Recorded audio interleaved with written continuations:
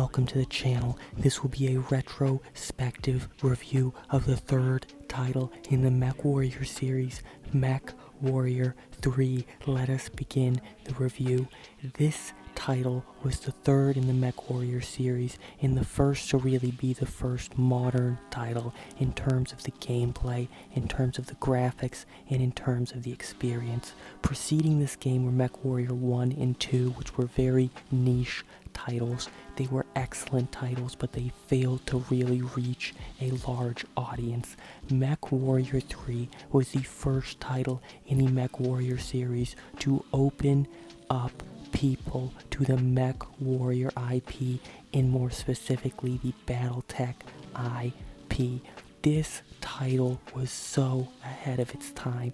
It is one of the only titles that allows you to choose between first person and third person views while in combat. This alone sets the title apart in terms of its player choice, in terms of its innovation.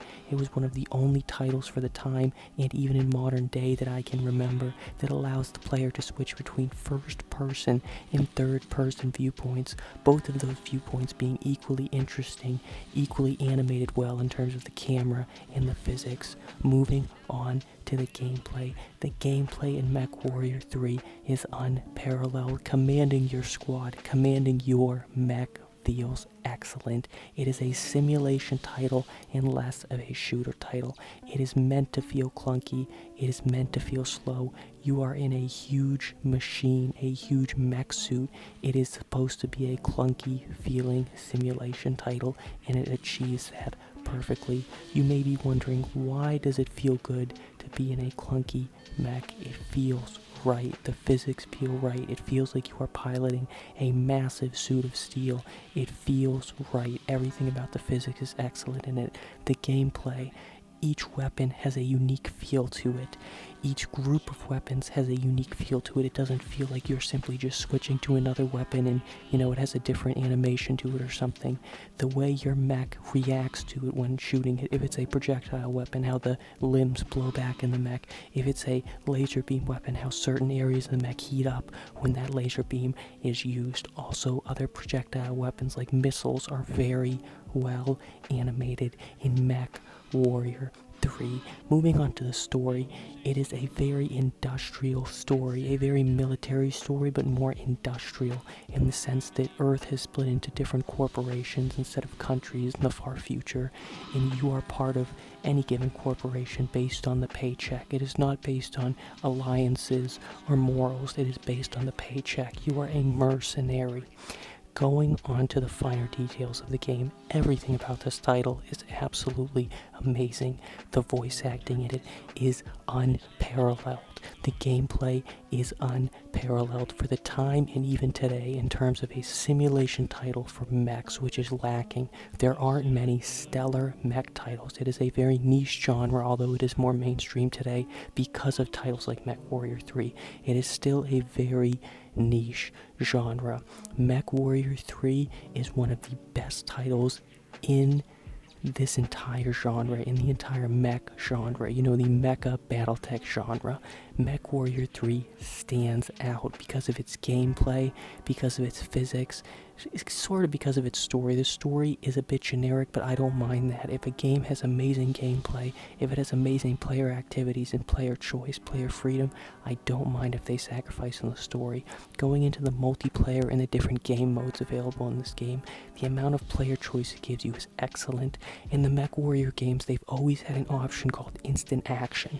If you don't want to just, do a campaign, if you don't want to sit through the story and the cutscenes, you click on instant action and you can set up whatever scenario you want. You can fight whatever mechs you want from the get-go. You don't have to unlock those mechs through gameplay or through different activities that the game sends you out to do. From the get-go, as soon as you install that disc, as soon as you launch the game, you are able to engage in something called instant action. This is a prime example of how the Mechwarrior choice soared above and beyond in terms of player choice and player freedom.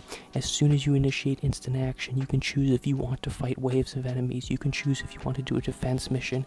It is essentially a scenario sandbox. You can do whatever you want in instant action. It is an excellent gameplay mode. Going back to the multiplayer, this game was a pioneer at its time in terms of online multiplayer. Online multiplayer is something these days that seems so synonymous with gaming, that seems so assumed with titles. Of course, it will have online multiplayer. When this game was released, it was revolutionary how intuitive and how simple it was to jump into a game with somebody from anywhere in the world. For the time of its release, this was revolutionary. The ease and speed in the low ping, there was a very low ping between no matter where you were playing because they had dedicated servers. Today, those are shut down, so you do need to use various private server clients to set up your own server if you are gaming on Mechwarrior 3 in 2023, as I am. As I said, I enjoyed Mechwarrior 1, Mechwarrior 2, obviously Mechwarrior 3, Mechwarrior 4, and Mechwarrior 5. Mechwarrior 3 is my personal favorite title of this series. The amount of innovation in the game, the amount of art design in the game that is amazing. I'd like to talk about the art design for the mechs in a moment. Everything about it is incredible. Specifically going back to the point that I'd like to discuss now, the art design for the individual mechs is stellar and amazing. Each mech feels different to pilot. Certain mechs don't even really feel similar. You know, there's, of course, different classes of mech that feel a little bit similar, whether it's a heavy mech, a light mech, or a scout mech. These mechs are each so unique in their animations, the way they move in the battlefield, the way their arms swing, the way their different weapon animations are played, you know, the way missiles launch out of them. Each mech feels unique and feels excellent to pilot. It is a different experience piloting each mech. So we've covered story, we've covered gameplay, we've covered gameplay mechanics, we've covered physics. What else is there to cover? Not too much, except for me to tell you it is a great title. It is a 10 out of 10 for anyone looking for a solid simulation title, for anyone looking for a solid Battletech or mech title, and for anyone looking for a great game in general. Also for anyone looking for a great retro game that is lost in the catalog of abandonware, lost in the catalog of software that is now free. This game is 100% free because it is what they call abandonware. You can pick this up anywhere in the internet. I will leave a link below to where you can find this for free. There is an active community of people playing this game all over the world still in 2023, and the Battletech, the Mechwarrior community is still active, still welcoming, and still going strong. Anyone interested in mechs, anyone interested in large military combat in general, anyone interested in early simulation titles from the 90s and early 2000s should try out Mechwarrior 3. It is absolutely amazing, as well as its not downloadable content. Back in the day, it was called an expansion pack. Mechwarrior 3 had an expansion pack called Pirate's Moon. I would like to do a separate video on Pirate's Moon, but I would like to give a brief overview and say that DLC, excuse me for misspeaking again, that expansion package, which back in the day was what DLC was. It was an expansion pack that you could not play unless you had the previous disc from the base game, and that's what Pirate's Moon was. It was an expansion pack of missions, an expansion pack of different mechs, and it was absolutely an amazing add-on in my opinion. Pirate's Moon was an excellent add-on, and it was the beginning of expansion packs for games, you know? This was when the expansion pack was exactly like DLC is. You can't even activate the DLC if you don't have the base game, only in this case you needed the original CD along with the expansion CD. To sum it up, I would like to say this is a 10 out of 10. Mechwarrior 3 is a stellar title for anyone looking for a sim, a military shooter, or just a great game in general. It was a formative title, an absolutely formative title for the online multiplayer aspect of it as well. The multiplayer community was huge back in the day, and it is going strong today in 2023. anyone looking for a great title should pick this up. It is free. It is abandonware. You don't have to pay for it. It is a great title in the Battletech universe and in the Mechwarrior franchise.